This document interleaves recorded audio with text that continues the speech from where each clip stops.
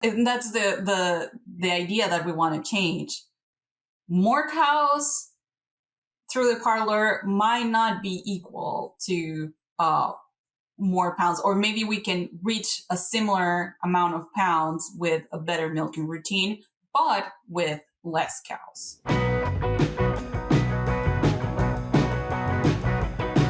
Welcome back to the Dairy Podcast Show. My name is Barry Bradford from Michigan State University. Today I'm very excited to talk with Paola Bacigalupo Sanguesa. Paola is an extension educator with Michigan State University. She obtained her veterinary medicine degree in Chile, a master's degree at Colorado State University, and she's currently working on her PhD at MSU while also continuing her extension responsibilities. Her research is focused on the association between milking efficiency and milk production. Paola, thanks for joining us on the podcast today. Thanks for having me, Dr. Barry. Can you tell me a little bit about your background? How did you get into working with dairy cattle? Did you grow up in this space? No, not at all. I grew up surrounded by agriculture. Not a lot of animal agriculture in the region where I grew up, but not on a farm. I never thought I was going to end up in the dairy industry. But so my sister is also a vet. She's focused on small animal, but it all started like with first me going to go to vet school. And I think she had a big impact on that. And then during vet school, during my first year, I got to volunteer with, in rural areas in the south of Chile, working with small producers, very, very small, poor producers. And that's where I saw, like, that was my first interaction with dairy animals, dairy cows. But we're talking about families that have one cow, Sure. 3 cows. Yep. Or I met this family that was renting a cow. Oh, interesting. They couldn't afford one, so they were renting a cow to feed their kids. So that was the first sparkle. And then during vet school, you start learning like the physiology of cows. It's so fascinating compared to other animals, and then working with cows too.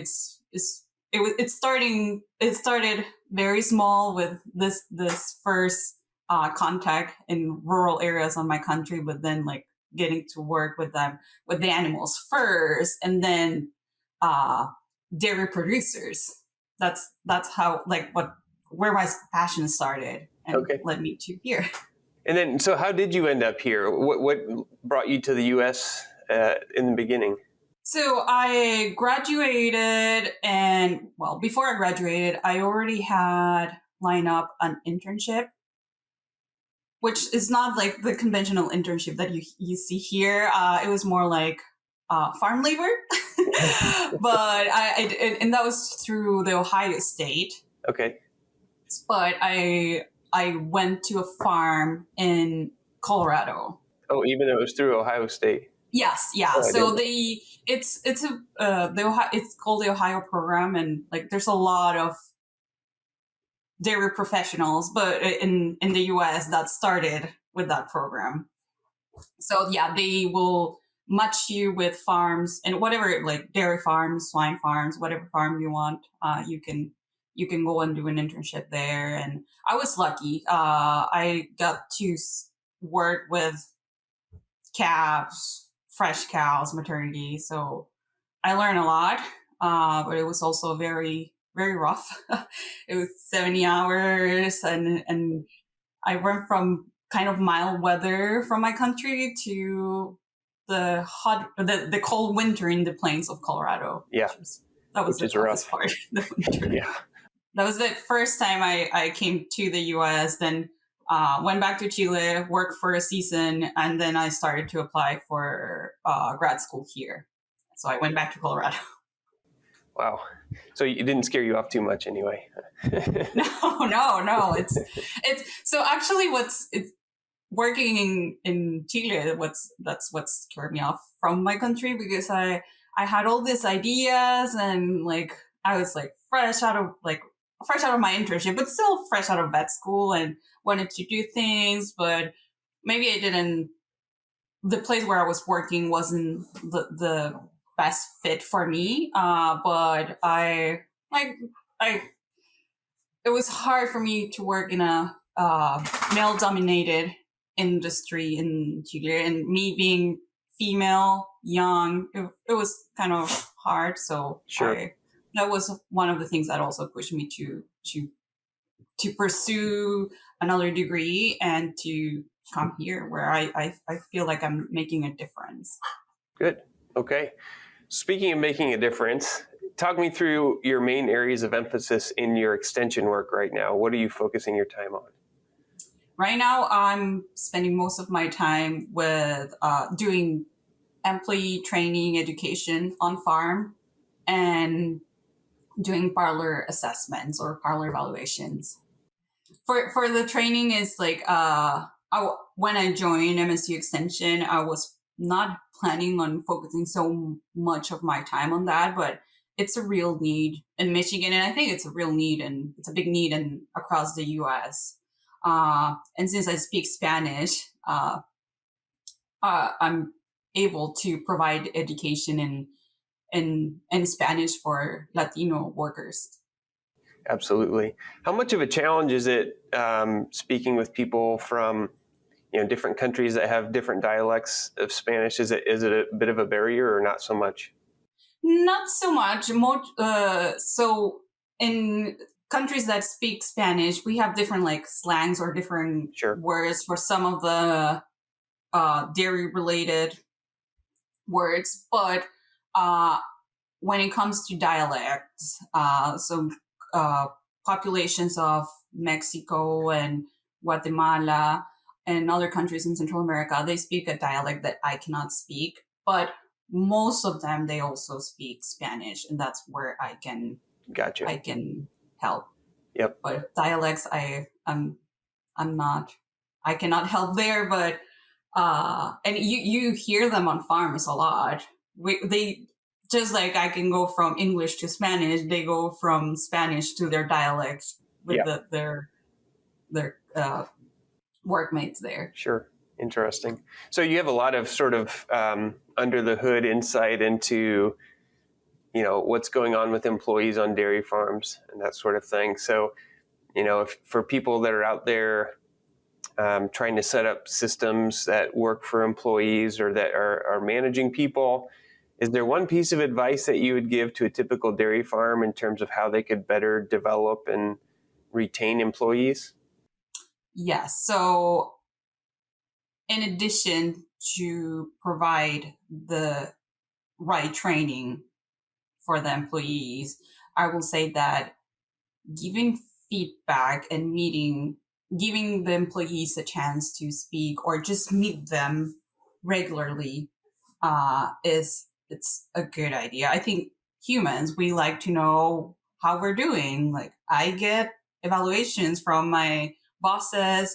I'm sure most of academics also they get an annual evaluation or another word, but we need to know if we're doing well. We need to know if we're doing okay. We need to do if we're doing wrong. If we're doing wrong, we need to know also how can we improve. So I think that is something that most of the farms are not doing, and workers appreciate a lot when they do. And some of that's kind of related to one of the challenges that I have, but because when I go to a farm to do a training, most of the time the workers think that, oh, what did we do wrong? Why are you here? Why are you? So they're like scared of or afraid of what can happen. Like and with the farms that I work, most of the time I'm there to provide training just because, not because there's something wrong, and that like it's like gives me the idea that they're not getting those regular meetings. They don't think it's normal that somebody's there to help them do their job better, right? Yeah. Oh, that's a good point. Okay, good advice. Well, let's shift gears a little bit and talk now about your research focus. Let's start by thinking through what you mean when you say parlor efficiency and milking efficiency. Are those basically two ways of saying the same thing or not? No, they're not the same. I think we're trying to change, because some people might use those same concept, those two concepts in the same way, but they're not the same. So parlor efficiency relates to how well farms are using their milking parlor, how they're taking advantage of it. So metrics such as uh, cows per hours or turns per hour, those are metrics that reflect parlor efficiency. On the other hand, milking efficiency is focused on the time where the unit is attached, so machine on time, and through that time, how what percentage of that time is the cows are milking in high flow or maximum flow. So, for example, if we have a unit on time of 5 minutes,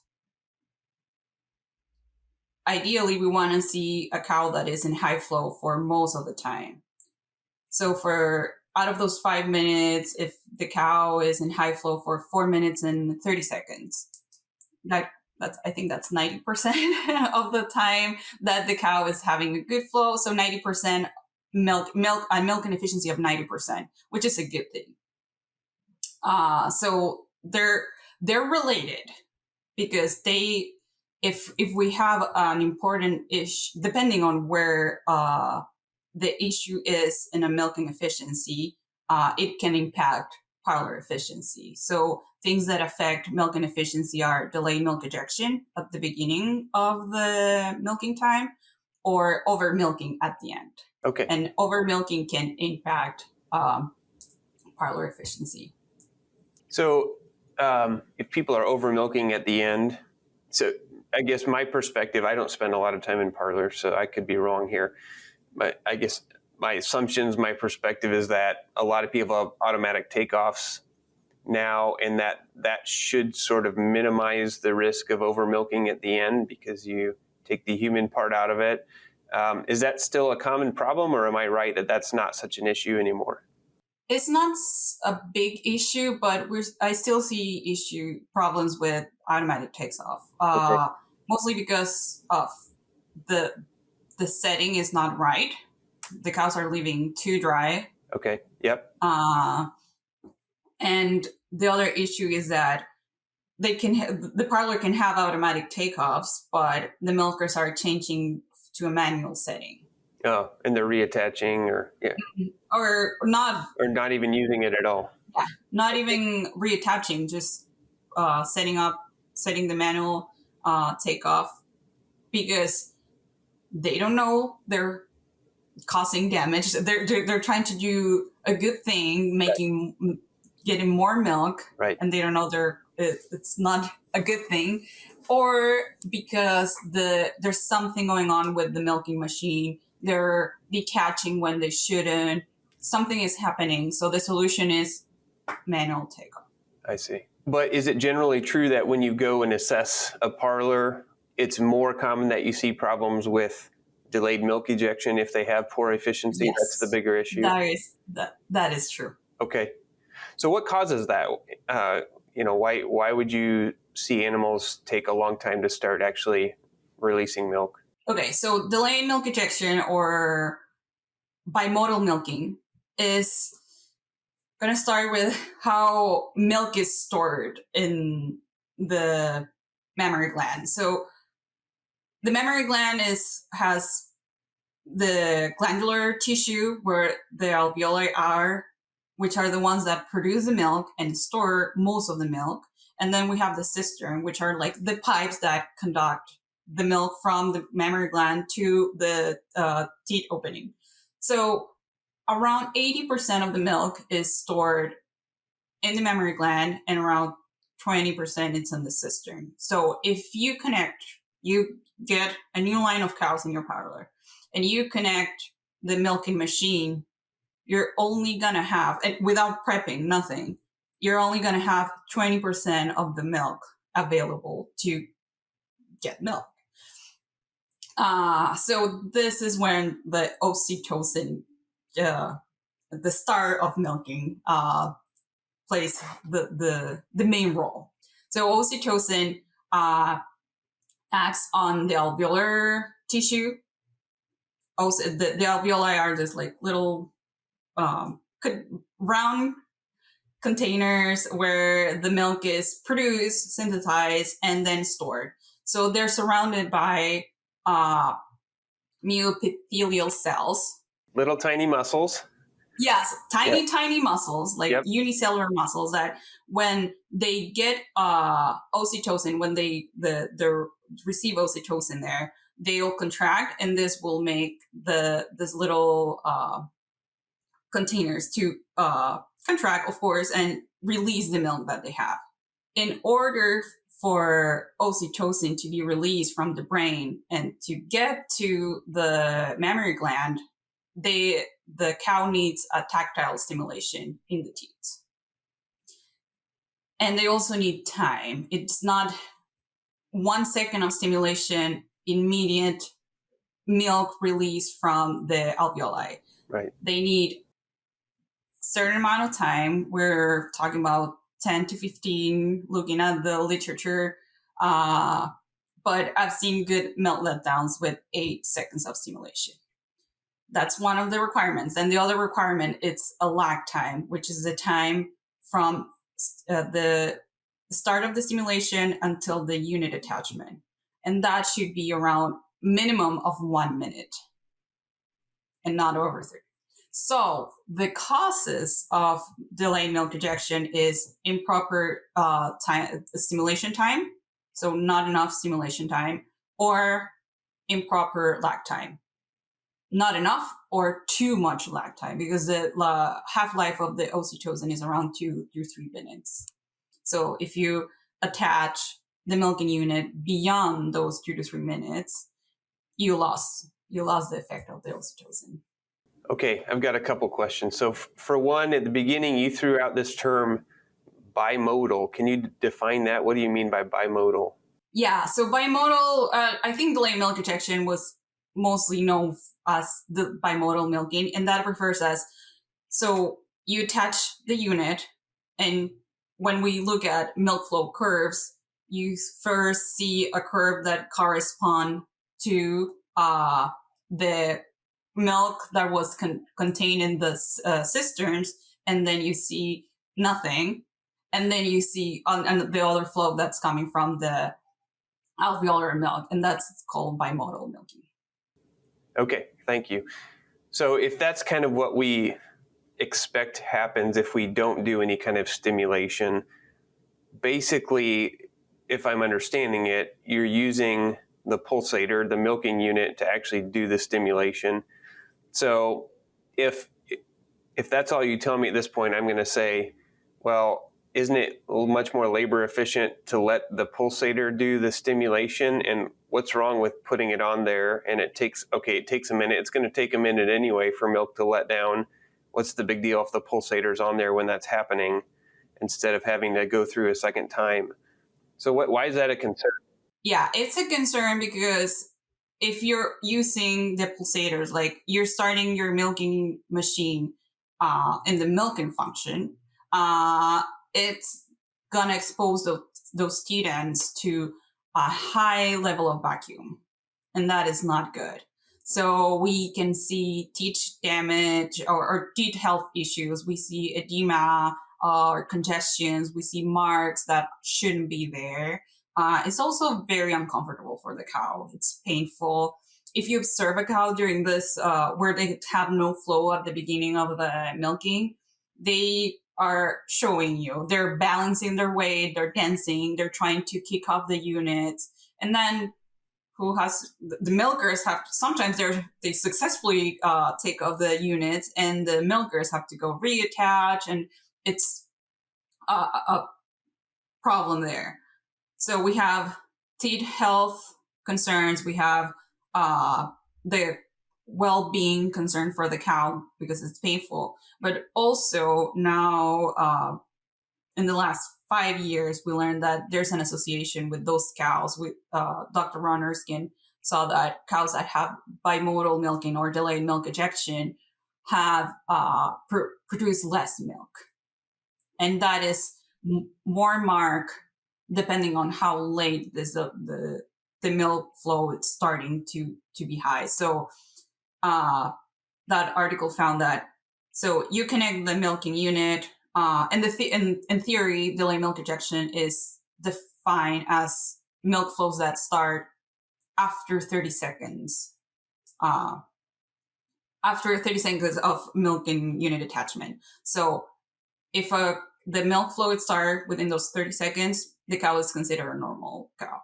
But if it started to between 30 to 60, they saw in that study, they saw a loss of I think it's 3 pounds. Yeah, 3 pounds of milk compared to the cows that didn't have any milk ejection issues.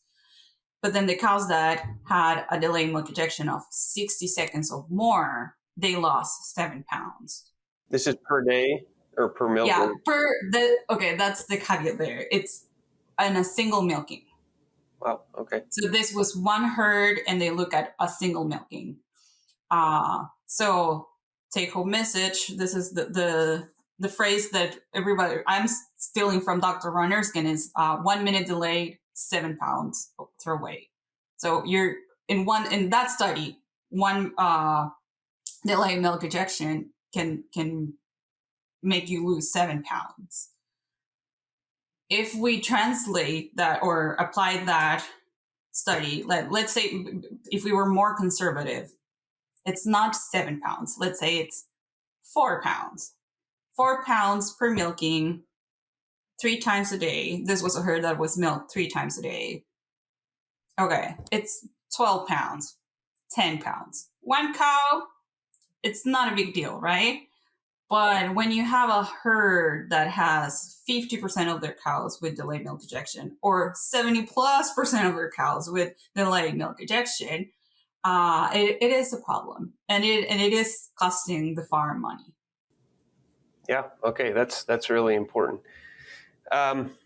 So let's, just for the sake of argument here, let's set aside the potential risks for udder damage, and let's set aside the ethics of you're causing pain in cows potentially. Because let's say, for example, I'm talking to a producer that says, well, I don't see that in my herd, and even though I'm not doing a lot of stimulation, I don't see those issues. I don't see cows, maybe they're right, maybe they're wrong, but we'll set that aside. So maybe I'll be devil's advocate. I'm going to say, I'm a producer. It's hard to make a living in this industry.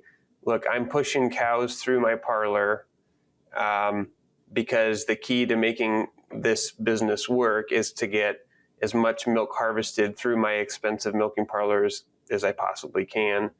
And okay, I'll even accept maybe I'm giving up 4 or 5 pounds of milk across my herd because of, maybe you're right that delayed milk letdown is associated with a drop in milk production per cow. But I'm just making that up by getting more cows through the parlor, and it's still more profitable. Do you have a response for that? Because I'm sure there's producers that would say that. Oh yeah, a lot, because they're prioritizing parlor efficiency instead of milking efficiency. And yeah,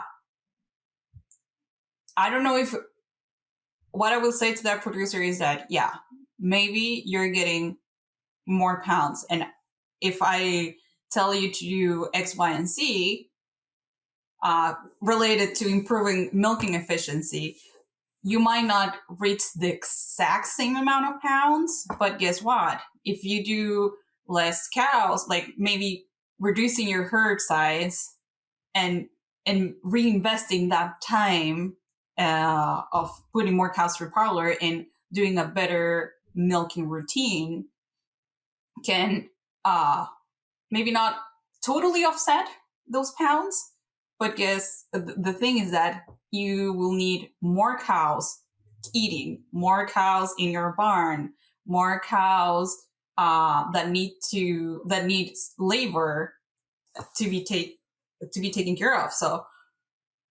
that's the idea that we want to change. More cows through the parlor might not be equal to more pounds, or maybe we can reach a similar amount of pounds with a better milking routine, but with less cows. Okay, I think that's a pretty good answer. That's where I'm working on getting more evidence and more data to support this claim. And the group in Cornell is also doing a wonderful job there. They're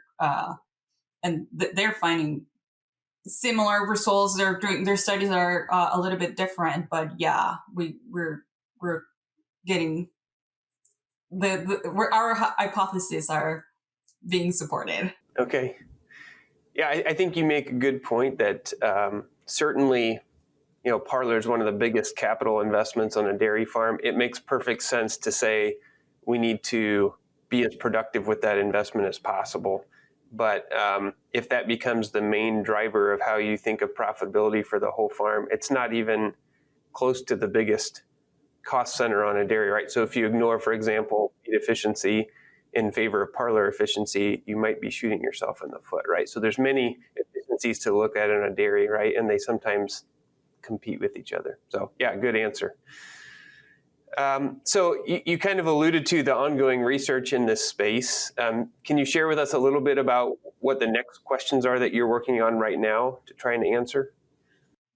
Yes. So my research project is still focused on delayed milk ejection and its association with milk production, but the different, as opposed to the first study that was conducted by Dr. Erskine, I'm going to be looking at the association on the long term.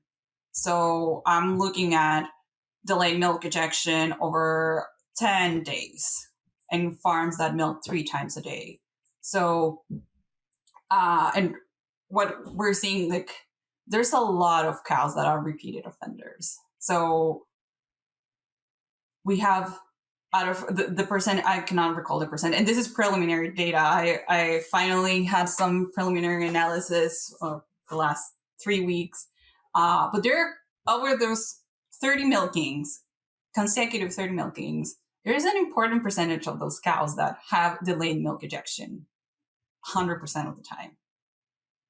30 milkings with delayed milk ejection. And when we look at the raw data and just looking for like difference in milk production, it is there. So over those, like, just very simple, not saying that it's statistically significant or anything, but I did a simple regression, and yeah, there's a difference in the pounds there, around 200 pounds across the 10 days, which can be significant. So that's what I'm working on right now, and just one, because the one of the or farmers will tell Dr. Ron, okay, she might be losing 7 pounds in this milking, but she's going to be compensating for those pounds in the next 2 milkings or over the week. But we're finding that that's not the case. I can imagine it might be really hard to analyze this on enough animals to tackle some of these bigger questions, but I think it would be really interesting to see if you could track those chronic delayed milk ejection cows and see if they leave the herd more quickly, for example, for any number of reasons, mastitis or poor production or whatever. Oh, maybe that's my next project. Yeah, there you go.